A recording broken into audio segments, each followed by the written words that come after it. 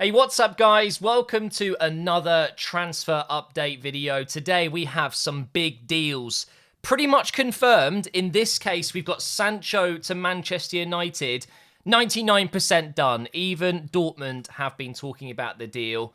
It's done. It is done! Manchester United fans, get in the comments. You must be so happy with this. Jadon Sancho for less than 100 million, including add-ons. I believe the transfer fee is 73 or 75 million pounds, and then there's add-ons which should go up to around 85 to 90. That's what I'm hearing. There are multiple different reports out there, but I've been talking about this transfer since last year when I was doing transfer roundups then, and I've got to be honest, guys, the fact that it's done, I feel a little bit underwhelmed almost. Like, it's over? Is that it? He's going to Man United? You're expecting this massive, like, something huge, and it's just like, yeah, we know it's happening. I think it's because it's gone on for so long, but it is done.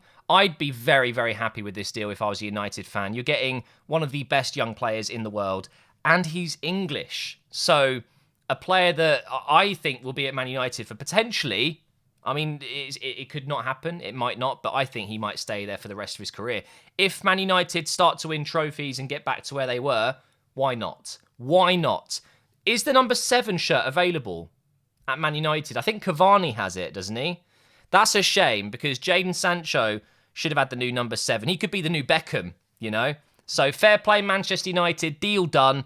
We now have a transfer that has gone through, and that is Dhaka to Leicester City. This is a big one because he is going to be electric. I honestly believe this is the future Jamie Vardy replacement. He's going to be making similar runs to Vardy, just getting in behind. He is so quick. It's pretty scary. Around £23 million apparently, which is, I think, a very good deal. He comes from RB Leipzig out in Austria. I think we all expected him to go to RB Leipzig in the Bundesliga, but no, he's heading to the UK. He is signing for Leicester. It is done deal. Very exciting. I think some people have already decided that he's going to be kind of in their first Ultimate Team. You know, when you first get Ultimate Team, get your hands on the game, and the first thing you do, maybe if you're lucky, you have a few packs, you start building kind of a low-rated gold team. I can imagine Dhaka is going to be disgusting. We're talking 90-plus pace, and he's probably going to be around, 78, 79 rated, something like that. So yeah, it's an interesting move. I think this means Edouard is not going to Leicester from Celtic. Could be that he'll end up at Arsenal. I don't know, but we'll keep an eye out for Edouard. That is an interesting move. We're going to move on to another Leicester deal, but I've got to say, actually, first of all, let's talk about Gilmour, because this is a confirmed deal, and then we'll move on to the rumours at the moment. But Gilmour has made a transfer to Norwich, a 1-season loan. This is great for his career. I'm absolutely certain of it. Gilmour is a diamond. He is going to be a seriously good player. He's so young, yet seems so mature. When he's got the ball, he looks so assured, so confident. This loan to Norwich is going to make him into an incredible player, because he's going to play a lot of minutes, I'm hoping, and then he'll go back to Chelsea next season. Maybe he'll get another loan, who knows? But by the time this guy is 21, 22, 23, he'll be playing for Chelsea. I'm certain of it. This guy is fantastic. So the 1-season loan is done, confirmed. Norwich fans, be excited. You've got yourself an absolute diamond there. And then we go back to Leicester. This is a rumoured deal, but it seems to be done. Ryan Bertrand is on his way to Leicester. It's a bit of a weird one, this. Everyone's hyping this deal up like it's an incredible deal, and I think it is. It's a good deal, but Bertrand's how old now? 31? 32? Something like that? The thing is, he seems a bit timeless. He's always performing at a high level, and I think Southampton are going to really regret letting him go, but clearly it wasn't their choice. I think he wanted to leave, and honestly, I think Leicester is a great place for him to go. He'll be playing in that left-back role with Thomas. I think they'll be fighting for that first-team position, and it wouldn't surprise me if Bertrand is a massive success at Leicester. He was, of course, linked with Arsenal a lot because we are looking for a left-back, but now that we have signed Nuno Tavares, which is going to get announced in the next few days, I believe they had to move his medical to Portugal instead of England, so there's a little bit of a delay because of COVID and stuff like that. I think Bertrand is actually better off going to Leicester. I do believe that. He was never going to play ahead of Tierney, whereas I think he probably still could play ahead of Thomas. He's so young, I think he'll be learning off Bertrand for a season or two, and then he'll be put into the first team. Now, this next one, guys, is mind-blowing. We have Sergio Ramos potentially joining PSG on a 2-year deal. When I found out that Real Madrid were letting Ramos go, I mean, it's questionable, isn't it? He is Real Madrid. He's the face of Real Madrid since Ronaldo left. One of the best centre-backs of all time. I guess he wanted to go. I can't imagine that Real Madrid said to Sergio Ramos, you need to leave. I very much doubt that. But who knows? Who knows what goes on behind closed doors? But it seems like PSG are the most likely destination. The other destination would have been Man City. However, I don't think that's going to go ahead and go through. It's going to be PSG that pick up Sergio Ramos. And to me, it feels like almost a Thiago Silva replacement. The older, more experienced defender. He will be class in France. The best defender automatically in France. Unbelievable deal if they get that one across. But Real Madrid are losing 2 centre-backs this summer, it seems. Ramos is going, and so is Varane. We spoke about him in the last transfer roundup. He's been linked with a move to Manchester United. Why is there a Real Madrid badge there, Matt? That should be a Manchester United badge. That's my bad. He is going to Man United by the looks of things. They've made some serious inquiries. I don't think a bid has been made yet.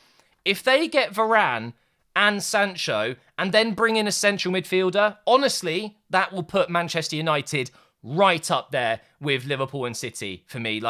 It would be close. Man City and Liverpool need to make some moves if they want to keep up with this kind of improvement. Man United are going to be taking a step up, a huge level up in their team with 3 core players. A centre-back in Varane, a World Cup winner, one of the most experienced defenders now. He's obviously around 26 years old now, so he's into his prime. You then got Sancho, one of the best young wingers in the world. If they bring in a Declan Rice, Ndidi, or a central midfielder that will solidify their midfield, my God, it might actually be insane. Unbelievable. Do you know what? One player they could look at is Locatelli. Now, Locatelli's been incredible at the Euros, obviously scored a few goals. He's playing for Sassuolo at the moment, and I think it's very clear that this move to Arsenal is unlikely. However, I've got to report it. We are the only team to have made a bid, apparently. Now, some people, including myself, think this is a bit of a play. I imagine that Arsenal have made a bid, because why wouldn't they? Locatelli's a fantastic player. 40 million, I think, is a very good deal. However, this bid should not be in the public knowledge. It just shouldn't. I think Sassuolo have made it public knowledge. They have leaked this information to get Juventus to up a bid. They want Juventus to come in. They know that Locatelli wants Juventus. We all know it. Why would Locatelli want Arsenal when he could potentially move to Juventus? Let's all be honest here, okay? So what you do if you're Sassuolo, okay, we've got a bid of 40 million. That's a good bid. It's not bad. But we know Juventus want him. We know he wants Juventus. Leak it. And then Juventus will come in with a 45 mil. Something like that. I honestly, truly believe this is a rumour and that is it. It's not going to go anywhere. There's no way. There's no way we get Locatelli. So I very much doubt it. But hey, you never know. We managed to get Thomas Partey last season and that was a bit mad. However, this is different, okay? Thomas Partey clearly wanted Arsenal. It was a release clause that we paid. He could have gone pretty much to any team that paid that release clause. Whereas in this case, I don't think he wants Arsenal. I think he'd much rather go to Juventus. So it'll be much harder to pull off.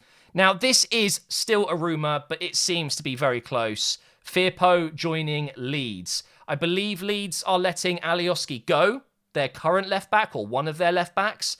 Fierpo from Barcelona didn't quite make it there. He seemed really good at, was it Real Betis before, I believe? I think it was. He went to Barcelona, hasn't really worked out, so now he could be finding his way into the Leeds side. And you know what? I reckon he'll be incredible. I'm surprised because I've heard the price, I think it's around 20 million, something like that. I reckon Arsenal should have maybe looked into this. I think Fierpo is better than Nuno Tavares. So it's a bit of a surprising one, but maybe they just wanted to get Tavares because it's just 8 million quid. It's a bit of a bargain, isn't it? So big move for Leeds. I reckon this could be a great deal for them. I like Fierpo. When he moved to Barcelona, I was jealous. I thought he could have come to Arsenal before we signed Tierney.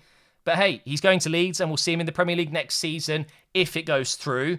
Up next, we have a potential deal for Tottenham, who of course have a new manager. They have Nuno. They have signed him up as manager. They've got a new sporting director. I don't really know what's going on over there, but they've had a bit of a reshuffle, haven't they, since Mourinho's left? They are looking for a centre back, and this is Tomorisu, I believe, from Bologna. He's also capable of playing at right back, which is interesting because, of course, they do have right back issues. This deal apparently is rather close, around £18 million, I believe is the figure I saw. Yeah, let's move on from Tottenham. Obviously, I'm going to bring the news as I see it. Last, though, this is going to be an interesting one. I've had so many messages, people saying, what do you think about Smith Rowe to Aston Villa? They've made 2 bids. They've just upped their bid to 30 million in the last one. I'm sorry, no. That's my thoughts, guys. No. Just no. There is no way after last season that Smith Rowe leaves. Now, what I will say is every player has a price.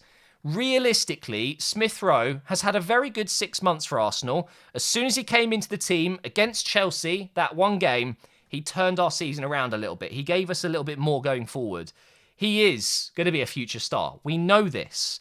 However, I do believe if we get an even bigger bid, I'm talking 50 million, I don't really think you can say no to that because that's Ødegaard money. That is Maddison type money. Now, what I'm saying is here, okay, Arsenal, we're no longer the same club we once were. We don't have the pulling power.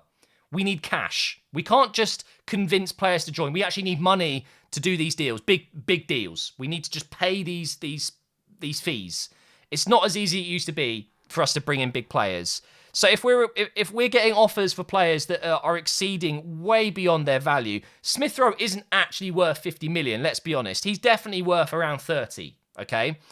If an offer comes in of, say, 50 million from Aston Villa, it's going to be difficult for Arsenal to say no, because I feel like potentially they would rather take the money and invest it in an attacking player that we know is already at a higher level.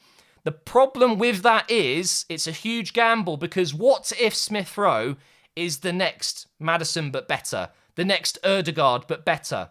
You really are gambling. So for me, my personal opinion is no amount of money this summer can take Smith Rowe away from us. Same with Saka, same with Martinelli. These kids are still so young and they can go on to do these great things. We should be keeping them. However, I can see it from a business standpoint, they might be tempted by a little bit more money. It wouldn't surprise me if they genuinely consider 40, 45, 50 million pounds and think to themselves, look, Smith Rowe, great player, but is it worth a gamble? Because you can shift that money into new players that fit the project, that fit the system. It's going to be an interesting one for sure. Fair play to Aston Villa. They've already got Buendia. They beat us to that deal. And now they're looking to sign one of our best young players. So we'll keep an eye for that one. But for sure, the biggest deal we've spoken about today is obviously the Sancho to United deal. Absolutely crazy. But just to recap, Smith Rowe stays. Tomorisu will go. Fierpo will go. Locatelli will go as well, but he'll go to Juventus. He won't come to Arsenal. Varane will go to Manchester United. I'm feeling pretty confident of that one. And then we have Ramos. I think he'll end up at PSG. Bertrand will be a Leicester player. Gilmour already is a Norwich player. Dhaka is already a Leicester player. And this deal is insane. Sancho is a Premier League player. I'm not going to lie, guys. Obviously, I'd love him at Arsenal, but I'm just happy he's in the Premier League. Superb player. Absolutely fantastic. He's been balling in the Bundesliga, and it's just a shame he's going to be doing it for Manchester United this season. But thank you for watching. Hopefully you've enjoyed it. Monday, the Portsmouth career mode restarts. We're going in again, so get ready for that one. And this weekend, the Euros. I'm watching England tomorrow on stream. I'm also live tonight watching the Belgium game, so make sure you check that out too. And I'll see you next time.